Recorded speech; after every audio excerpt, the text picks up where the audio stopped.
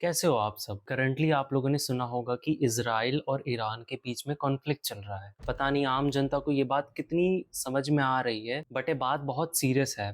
कभी भी कुछ भी हो सकता है और कुछ भी का सेंस है कि बहुत क्रूशियल हो सकता है, जिसकी वजह से kind of world war 3 start हो सकता है। इस पूरे कॉन्फ्लिक्ट को मैं आपको बहुत सिंपल वे में समझाने का ट्राई करता हूँ। पहले मैं पूरे बात को एक ब्रीफ में समझा दूँ, उसके बाद हम इसे डीप में डिस्कस करेंगे। हुआ ये कि ईरान को न्यूक्लियर बॉम्ब बनाना था। उसके लिए ईरान ने 60% यूरेनियम प्यूरिफिकेशन कर लिया। अब ये प्यूरिफिकेशन क्या है, इसको मैं आगे डिस्कस करूंगा। जब उसने 60% हासिल कर ली तो ये चीज इजराइल को पसंद नहीं और वो इसे एक थ्रेट मानता है अपनी एग्जिस्टेंस का। यहाँ पर ध्यान देने की बात ये है, अगर इजराइल को जीना है, मतलब अपनी कंट्री बचानी है, तो उसे लड़ना होगा। ऑपरेशन राइजिंग लॉन्च किया। इसके अंडर उसने ईरान के 100 के आसपास न्यूक्लियर एंड मिलिट्री फैसिलिटीज को डिस्ट्रॉय कर दिया। उसके रिस्पॉन्स में ईरान ने रिटेलिएशन किया और उसने लॉन्च किया ऑपरेशन ट्रू प्रॉमिस 3। इस ऑपरेशन के अंडर ईरान ने इजराइल पर 100 से ज्यादा बैलिस्टिक मिसाइल फायर कर दी। तो अभी तक की कहानी का ये पूरा कंटेक्स्ट था। 1950s की बात है, जब ईरान और अमेरिका में एक समझ रहे हैं कि दोस्ती टूट गई थी। वो एक अलग टॉपिक है, वो मैं किसी और दिन डिस्कस कर दूंगा। तो एक्चुअली यहाँ पर 1950s के टाइम पर ये हुआ था, जब अमेरिका के साथ दोस्ती टूटी, ईरान को भी अपना एक खुद का न्यूक्लियर बॉम्ब चाहिए था। उसे भी एक न्यूक्लियर कंट्री बननी थी, बट उसके कुछ इनर कॉन्फ्लिक्ट के चक्कर में वो ये चीजें स्टार्ट नहीं कर पा रहा था, जैसे शाह एरा और इस्लामिक रेवोल्यूशन। फाइनली 1919 में वो डील करता है रशिया के साथ टू कंप्लीट बुशैर, माफ करेगा अगर प्रोनाउंसिएशन गलत है, बुशैर रिएक्टर को। और यहाँ से स्टार्ट होता है ईरान की सीक्रेट यूरेनियम एनरिचमेंट फैसिलिटी, जो आगे एक्सपोज हो जाती है 2002 में। इस एक्सपोज की वजह से ईरान को अपनी वो एनरिचमेंट फैसिलिटी बंद करनी पड़ी। अब आते हैं 2006 की तरफ, जहां पर ये बात फिर से पता लगती है कि ईरान ने अपनी यूरेनियम एनरिचमेंट फैसिलिटी फिर से स्टार्ट कर दी है और वहां पर 20% से ज्यादा उसने यूरेनियम एनरिचमेंट हासिल कर ली है। उस चक्कर में 2006 में यूएन ने ईरान के ऊपर बहुत सारे सैंक्शंस लगा दिए। उसमें से एक मेजर सैंक्शन था कि वो अपना ऑयल इंपोर्ट नहीं कर सकता। हालांकि ये सैंक्शंस लगाने से वो ईरान को ज्यादा रोक नहीं पाए एनरिचमेंट से। तब जाकर के 2015 में एक डील साइन होती है, joint comprehensive plan of action. इस डील के अंदर यूएन ये बोलता है कि उसने जितने सारे सैंक्शंस लगाए थे ईरान के ऊपर, वो सारे वो वापस लेता है। उसके बदले में ईरान को अपनी जो न्यूक्लियर एनरिचमेंट है, जो कि 20% तक उसने अचीव कर लिया था, उसे कम करके 3.7 लाना होगा।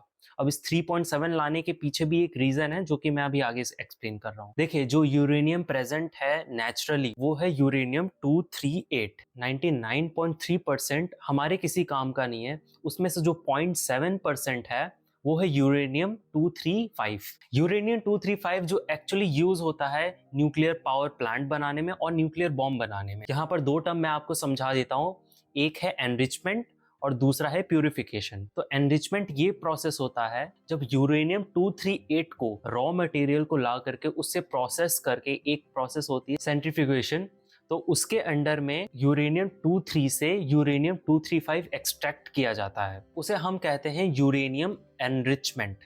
एनरिचमेंट मतलब एक्सट्रैक्ट करना। अब ये जो एक्सट्रैक्ट किया हुआ है यूरेनियम 238, इसे हम किसी न्यूक्लियर काम में यूज नहीं कर सकते जब तक इसकी प्यूरिफिकेशन ना हो। मतलब पहले एनरिचमेंट होती है, फिर प्यूरिफिकेशन होती है।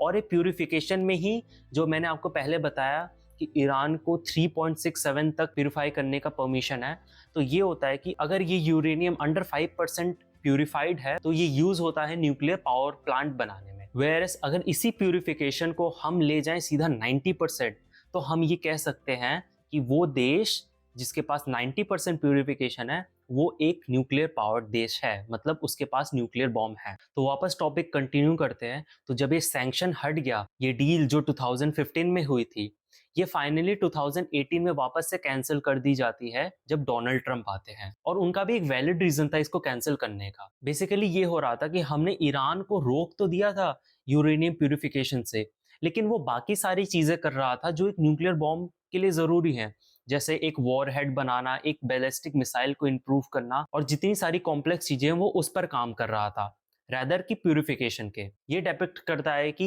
ईरान को हम बस डिले करवा रहे हैं न्यूक्लियर बॉम्ब बनाने से, ना कि उसे रोक रहे हैं। 2019 में आईएईए ने एक रिपोर्ट दिया जिसमें उसने बोला ईरान अभी तक 5% यूरेनियम प्यूरिफाई कर चुका है। ये आईएईए रेगुलेट करता है कि कौन सी कंट्री के पास कितना यूरेनियम है। ऑन द सेम हैंड सितंबर 2020 में एक फिर से रिपोर्ट दी जिसमें वो कहता है कि ईरान अब 30% तक यूरेनियम प्यूरिफाई कर चुका है। दोबारा जा करके 2019 से 2021 के बीच में ईरान ने 60% तक यूरेनियम प्यूरिफाई कर लिया। आईएईए ने फिर रिपोर्ट जारी की और उसमें ये कहा अगर कोई देश 60% से ज्यादा यूरेनियम प्यूरिफाई कर रहा है तो वो डायरेक्टली और इनडायरेक्टली उसका इंटेंशन एक न्यूक्लियर बॉम्ब बनाना है और वो कभी भी न्यूक्लियर बॉम्ब बना सकता है। इसके रेस्पॉन्स में इजराइल, जो कि पहले से ईरान का दुश्मन था, वो हमेशा डरता था कि अगर ईरान के पास न्यूक्लियर बॉम्ब आ जाएगा तो नो वन नोस कि वो उसका क्या करेगा। तो इसलिए इजराइल हर मुमकिन कोशिश करता है कि ईरान को रोके कि वो न्यूक्लियर बॉम्ब ना बना सके।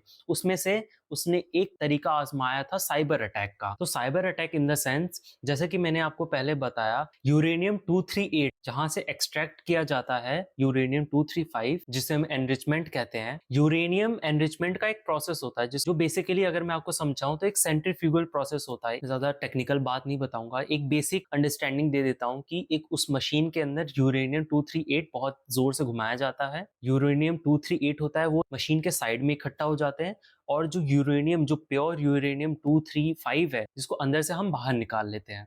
तो मोटा मोटा ये प्रोसेस होता है। इस एक्सट्रैक्शन में जो मशीन, जो डिवाइस यूज होती है, उसको हमेशा यूरेनियम 238 को एक सही अमाउंट में घुमाना पड़ता है, न ज्यादा तेज न ज्यादा धीरे, तभी जाकर के सही से एक्सट्रैक्ट हो पाता है यूरेनियम। अब साइबर अटैक के अंडर इजराइल ने ईरान के उस फैसिलिटी के जो सॉफ्टवेयर है जहां से स्पीड कंट्रोल होता है, उस स्पीड कंट्रोल में छेड़छाड़ की, जिसकी वजह से जो यूरेनियम जिस स्पीड से बेस्ट एक्सट्रैक्ट होता था वो नहीं हो पा रहा था। कभी वो स्पीड ज्यादा बढ़ा दे रहा था, कभी कम कर रहा था। तो इजराइल ने अपने हिसाब से सारे मुमकिन कोशिश की ईरान को पीछे घसीटने की। इजराइल की इंटेलिजेंस को ये पता लगा कि ईरान ने 60% से ज्यादा एनरिचमेंट हासिल कर ली। और थोड़ा आइडिया देना चाहूँ तो अगर कोई प्यूरिफिकेशन 60% तक पहुंच गई है तो 60 से 90 जाने में जो एफर्ट लगता है बहुत कम लगता है। मतलब ऐसा समझ लो कि अगर उसे ईरान को रोका नहीं गया तो वो ज्यादा से ज्यादा 1 या 2 हफ्ते दूर है एक न्यूक्लियर बॉम्ब टेस्ट करने में।